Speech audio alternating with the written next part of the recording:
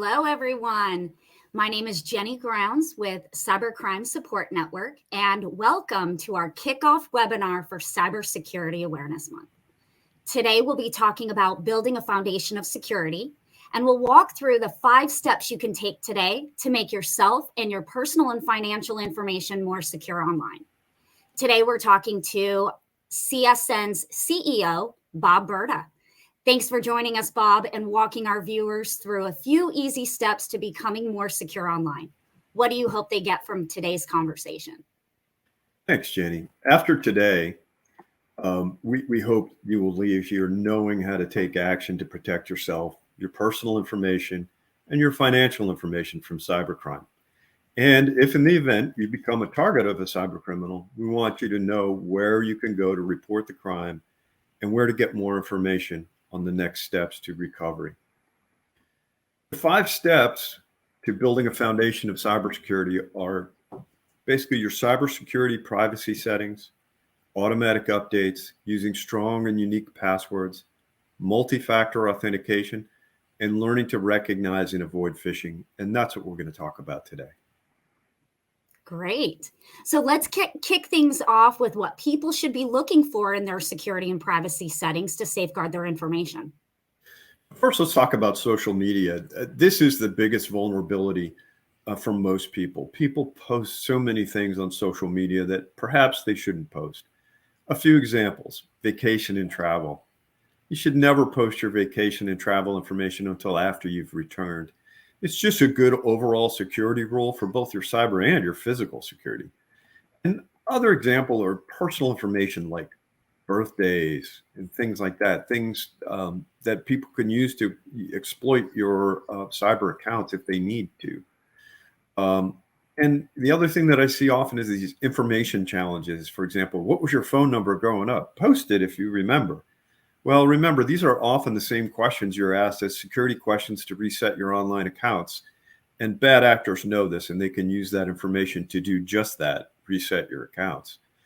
So if you share this kind of information, make sure it's shared, it's limited to your close friends and your family versus everyone you've ever friended on social media.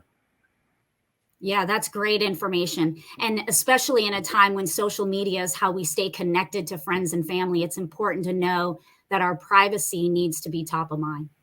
So we hear a lot about automatic updates, but why is this important and is it really necessary?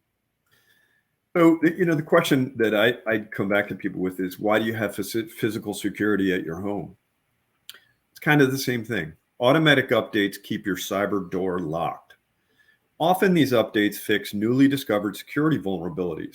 Bad actors look for people who haven't locked their cyber door, and it makes you much more vulnerable than other people to that exploitation.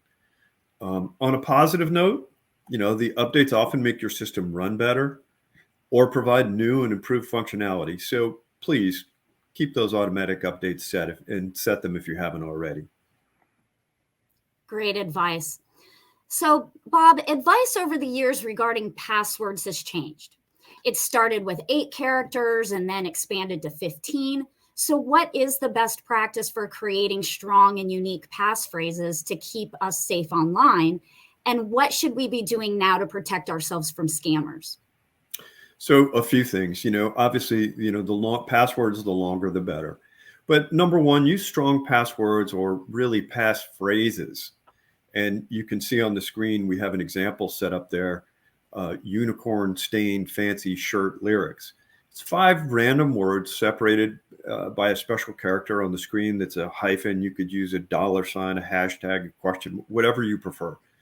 And the best way to remember that is just to create a story. Almost the more ridiculous and outlandish, the better. Sometimes those are easier to remember. For example, a unicorn stained my fancy shirt with lyrics. Obviously, it's ridiculous, but sometimes, again, makes it much easier to remember. The second thing to remember is don't repeat your passphrases. If one site is compromised through no fault of your own, you don't want all of your accounts compromised. So if one site is compromised, they're going to see perhaps your account, what password you use and your email address as a login. They're going to try that in other places. if you have separate passwords for everything, they're not going to get anywhere. So please don't repeat your passphrases. And third, don't use personal information. And it kind of brings us back to our earlier social media comment about sharing too much information on social media. If people know these things about you, it makes it easier to guess what your passwords might be. And my favorite recommendation, because it's the one that makes all of the other recommendations easier for me to personally follow, is to use a password manager. Password managers make it easy to use separate, long, complex, random passwords for every account you have, and to easily keep track and remember them. So there's plenty of them out there. Some have free versions, some have free and pay versions, some are pay only. Take a look at them, but highly recommend using a reputable password manager. Yeah, that's a great tip. So MFA, or multi-factor authentication. We've heard about it, but do we really understand it? So can you break that down for us in simple terms? Sure. Passwords, even strong, unique passwords, can be compromised through no fault of your own, as we just talked about.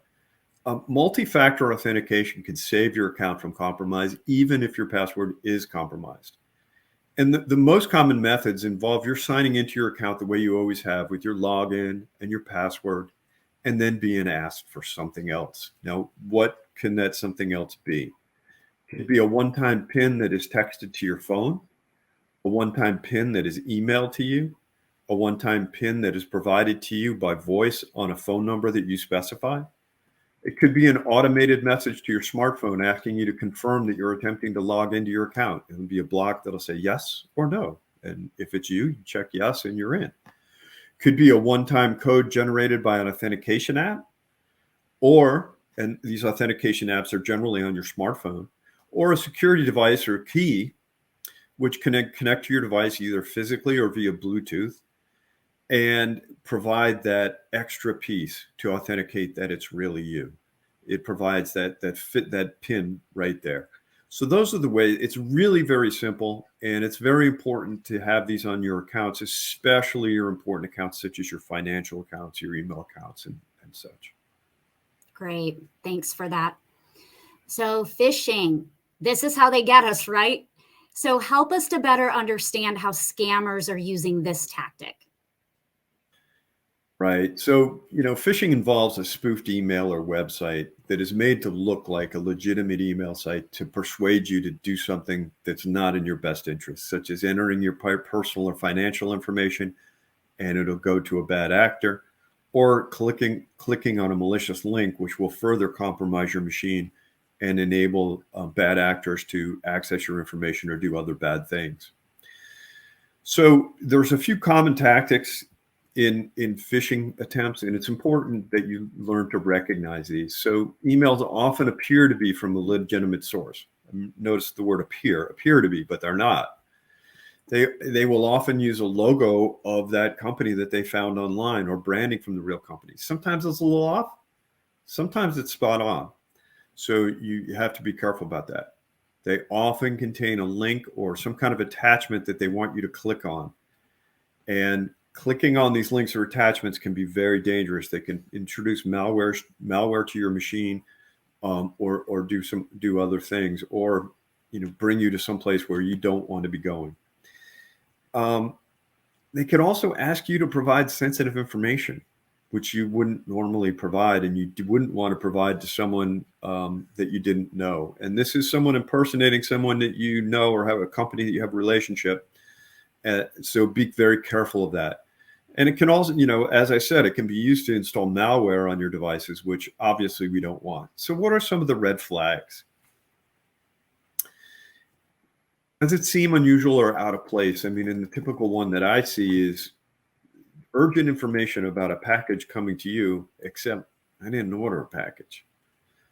And, the temptation is to click on it to see, gee, did I forget? Don't bite on that. If it seems unusual or out of place, be suspicious. If it asks you to click on a link or open an attachment, be suspicious. Take a hard look at that. Maybe recontact that organization through another method of communication and ask about it.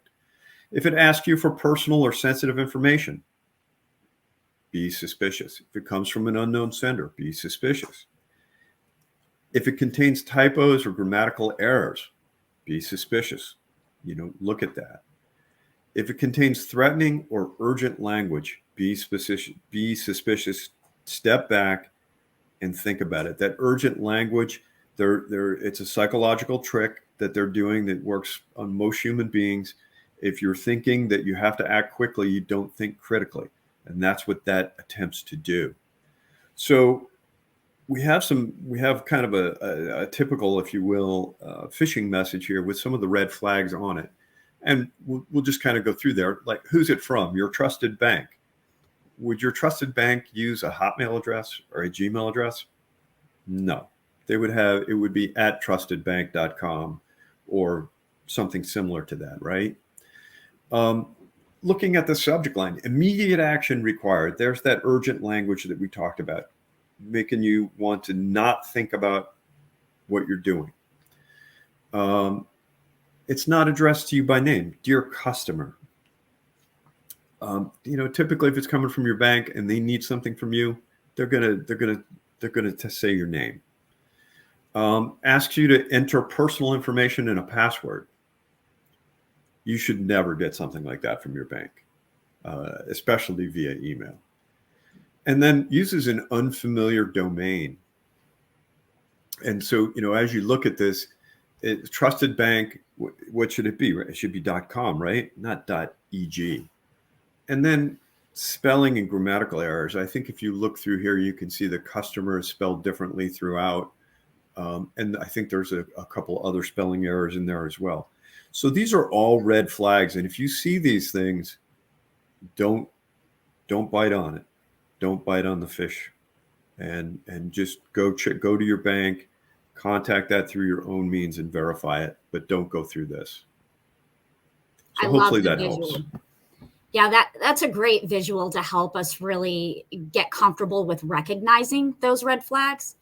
So when we started this conversation, I thought it was going to be pretty challenging to implement everything, but I love the way that you broke it down into some really simple to follow steps. So let's recap those steps for everyone so they can jot them down.